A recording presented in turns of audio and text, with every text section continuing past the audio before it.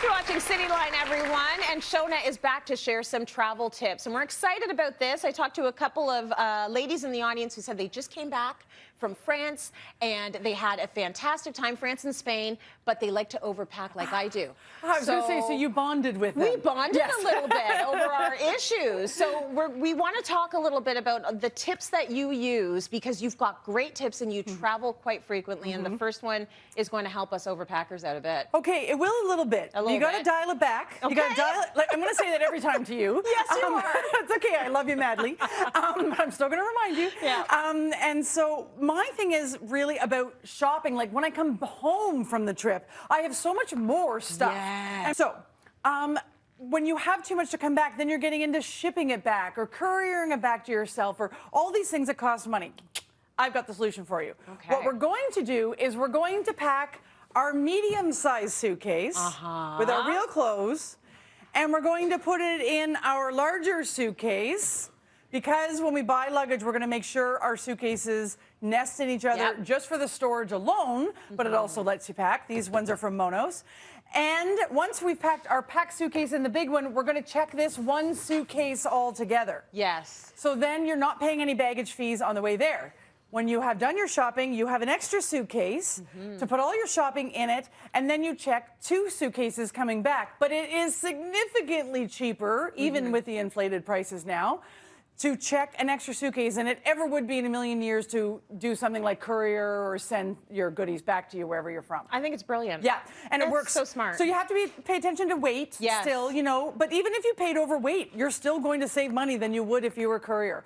And my other tip really quickly is to put all your shopping into one of the cases. So when you go through customs, it's like, here you go, this is what I bought, my receipts and my case. So it's quick and easy to get through that. Oh, so good. Yeah, it's a great one. Okay, so moving right along, we're going to help your luggage smell better. Yes, when you get back from the trip, you know, when you've ever been to the Caribbean or somewhere like that, and you bring that Caribbean smell back with you in your luggage, and then you store your luggage and you open it up to go on a ski trip, and you're like, oh, that's not what I'm looking for right now.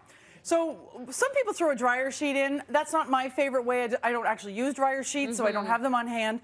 So easy. Grab a little zippy bag, lunch bag. Yeah. Put some coffee beans in it. Yeah. Punch a couple of holes in the baggie and throw it into your suitcase. It doesn't even take that much. Put half a cup in to a baggie and just leave it when the suitcase is packed. It'll absorb all of those odors, all that musty smell that you might have or just staleness.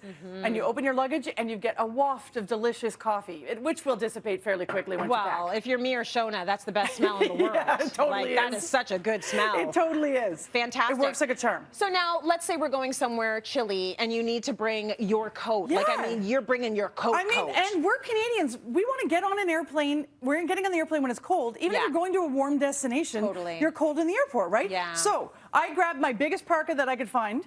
I wanted to be able to show it that it can work for any size parka. You're going to go to a website like whatever, like Amazon, I got this one from. Yeah. Get a pillowcase that zips.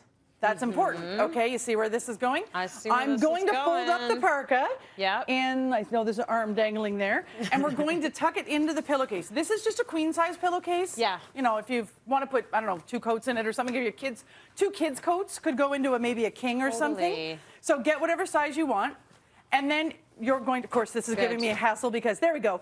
The pillowcase is waterproof. So if you spill on the plane, it'll protect it. Beautiful. You're going to zip this bad boy up and you have your pillow. This is so smart because I would bring, give her some applause for that. I would bring the coat, and I would use the coat as the pillow, but I wouldn't put it in a pillowcase, so this is very Shoana of you. Yes, imagine this as a window seat, this big cushy pillow. Yes, please. And then also when you're on the plane, you got to think about things like compression socks, something that I've never tried, but it's very important that you do it. Why? It's so important. Okay, so compression socks are something that people that have some health concerns or our sports people have been wearing for a very long time. But it's really important to wear compression socks on a flight, even for the healthiest of people. There's things that can happen with the air pressure, like thrombosis, blood clots, that kind of a thing.